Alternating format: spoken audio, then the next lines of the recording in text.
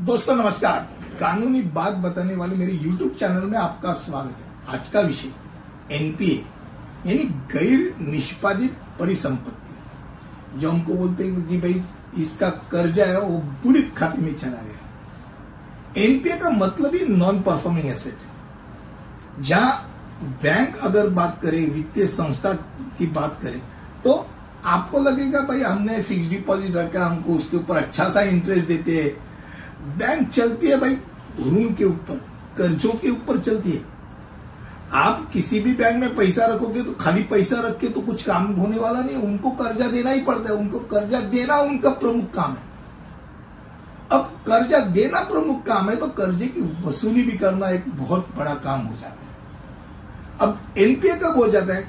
जब वही उधारकर्ता जो है वो 90 दिन तक उसका मूलधन का ब्याज नहीं दे रहा या भुगतान ही नहीं कर रहा है, देख ही नहीं रहे हैं, यानी जो मूल कर्जा है वो भी नहीं दे रहा, उसका ब्याज भी नहीं दे रहा, तो वो एनपीए हो गया। भाई क्या हो गया? गैर निष्पादित परिसंपत्ति में आ गया। भाई वो संपत्ति में कुछ आने वाले नहीं, फल ही नहीं दे रहे हैं। अब ऐसे समय में एनपीए चरण में बकाया राशि की वसूली के लिए ऋणदाता द्वारा कानूनी कार्रवाई चालू की जाती है। भाई क्या होता है कि भाई 90 दिन हो गया, अब ये ऋण पे कुछ नहीं आ रहा है, तो बैंक को भी उसके लिए कुछ करना पड़ता है। बैंक आपको लीगल नोटिस देगी, बैंक आपको एक अवसर देगी कि भाई आप ये अवधि फलाना अवधि में आप पैसा दे दो। आप खुद अगर जाके बैंक को बताएं कि मुझे ऐसे ऐसे प्रॉब्लम आ गए, वो टॉप अप कर सकते हैं, कोई और चारा दे सकते हैं। पर ऐसे चुपचाप बैठे रहे तो आपको तो कठिनाई आने वाली है।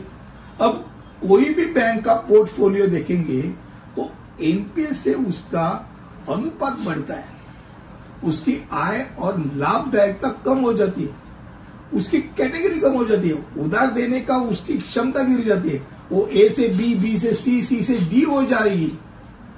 वो बैंक को ताला लग सकता है अगर एनपीए बहुत बढ़ गया है, यानी वो नॉन परफॉर्मिंग एसेट ही है, ही नहीं उस बैंक में कुछ देने लायक। तो ऐसे समय में एनपीए की वसूली बहुत आम नहीं, एक महत्वपूर्ण बात हो जाए। अब ये कैसी होती है? पहली बात, ऋण शर्तों के पुनर्गठन किया जाता है। जो उधार करता है उससे बातें की जाती है कि भाई साहब आप देखो, आपको 10,000 महीना भरना है, 8,000 भरो या 5,000 भरो, चलो हम एक्सेप्ट कर लेंगे, यानी कुछ तो आना चालू हो जाता है। दूसरी बात होती है कि भुगतान एकत्र करने के लिए वसूली एजेंटों को रखा जाता है। वो वसूली एजेंट उसके घर जाके उसके सिर के ऊपर बैठ के वसूली कर जाते, पठान होते, लेते हैं उसके। अब तीसरी बात ऐसी होती है कि भाई ये दोनों नहीं हो रहे, तो परिसंपत्ति पुनर्निर्माण कंपनियों को ऋण बेचा जाता है और वो देखते कैसा करना है। उनको आदत होती है, वो बोलते ना, जैसे पठान लोगों को लगा देते काम पे, या तो जैसे उसके भी जैसे गारंटर होते हैं, वो गारंटर को पीछे लगा देते, भाई तू नहीं दे रहा तो गारंटर को पकड़ेंगे हम। अब ये सब करने के लिए बैंक को टाइम नहीं है। बैंक का लक्ष्य क्या होता है कि भाई घाटे को कम करना, क्योंकि एनपीए से घाटा बढ़ने वाला है, और यदि संभव हो तो ऋण का निष्पादन की स्थिति में बहाल करना। अब अगर आप एनपीए में हो और आपको ऐसा लगता है कि भाई एक साथ वो आपको निपटाना है, तो आप सीधे सीधे उस लेनदार देने वाले जो कंपनी है या बैंक है उससे जाके मिलो।